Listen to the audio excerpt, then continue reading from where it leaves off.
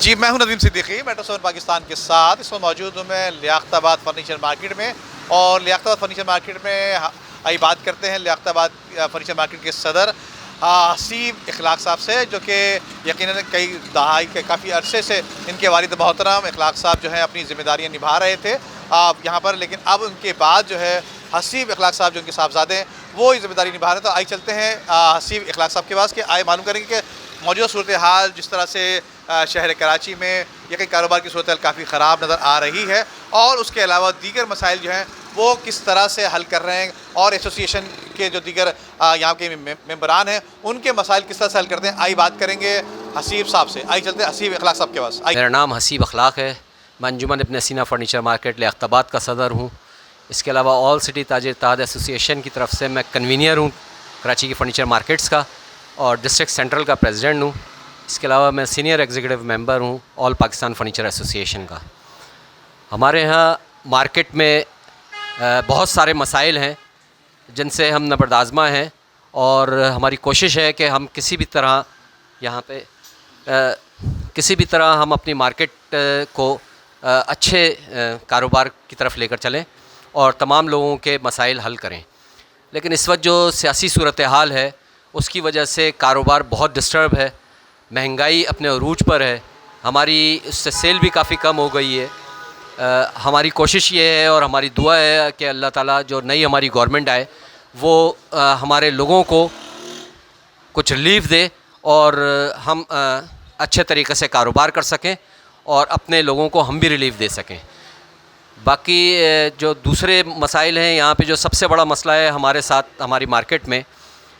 کیا بلکہ میرے خیال میں کراچی میں سب جگہ یہی مسائل ہیں کہ پارکنگ کا بہت بڑا ایشو ہے، اور ہم اس کو کئی فورم پہ اس کے لیے آواز بھی اٹھا چکے ہیں کہ یہاں پہ تمام سڑکیں جتنی بھی ہیں، چاہے وہ آپ کی سروس روڈ ہو یا مین روڈز ہوں، ان کو باقاعدہ کمرشل گاڑیوں کا اڈا بنا دیا گیا ہے، اور اس کے اوپر کوئی بھی سنوائی نہیں ہوتی۔ یہاں پہ ان کمرشل گاڑیوں کی وجہ سے کسٹمر جو آتا ہے اس کو پارکنگ نہیں ملتی، اور پارکنگ نہ ملنے کی وجہ سے ہم لوگ بے انتہا پریشان ہیں، کیونکہ کسٹمر سے اکثر یہ ہوتا ہے کہ جھگڑے ہوتے ہیں پھر پارکنگ کے حوالے سے، اور گاڑی والوں کے ہوتے ہیں، پھر ان کے ساتھ جو مزدور بے انتہا آئے ہوئے ہیں، ان مزدوروں میں بھی بہت سارے ایسے ہیں جن کو ہم جانتے نہیں ہیں، جو ہماری مارکیٹ سے ان کا کوئی تعلق نہیں ہے، اور وہ کرمنلز بھی اس میں شامل ہیں۔ ہم نے بارہا اس کو ہر فورم پہ اس کے لیے کہا گیا ہے، لیکن کہیں سے ابھی تک کوئی سنوائی نہیں ہوئی ہے۔ اس کے علاوہ جو ہمارے یہاں پھر اس کی وجہ سے لائٹ کا بہت بڑا ایشو ہے، جو لائٹ ہمیں صرف 3 گھنٹے کی لائٹ ملتی ہے پورے دن میں، 1 سے 1.5 گھنٹہ صبح ملتی ہے اور 1 سے 1.5 گھنٹہ شام میں ملتی ہے، لیکن جو کاروباری وقت ہے اس میں ہماری لائٹ گئی ہوئی ہوتی ہے، اور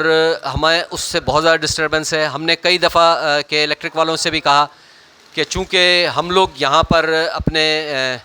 مارکیٹ کی جو ہماری دکانیں ہیں وہ زیادہ تر جو ہیں وہ بل پے کرتی ہیں، تو ان لوگوں کو تو کوئی ریلیف دیں، لیکن وہ کہتے ہیں کہ نہیں، چونکہ ہماری جو آئی بی سی ہے وہ اس کے اوپر جتنے فیڈرز ہیں وہ فیڈرز ہمارے ڈیفالٹ ہیں، تو وہ ڈیفالٹ کو دور کرنا ان کا کام ہے۔ کم سے کم ہم جو کاروباری لوگ ہیں جو ملکی معیشت میں ریڑھ کی ہڈی کی حیثیت رکھتے ہیں ان کو ریلیف ملنا چاہیے، اور جو لوگ نہیں دیتے ہیں ان کے لیے ان کے خلاف کوئی کارروائی ہو، جو دے رہے ہیں ان کو تو کم سے کم ریلیف دیں تاکہ ہمارا کاروبار صحیح طریقے سے چل سکے اور ہم اپنے لوگوں کو بہتر سہولیات دے سکیں۔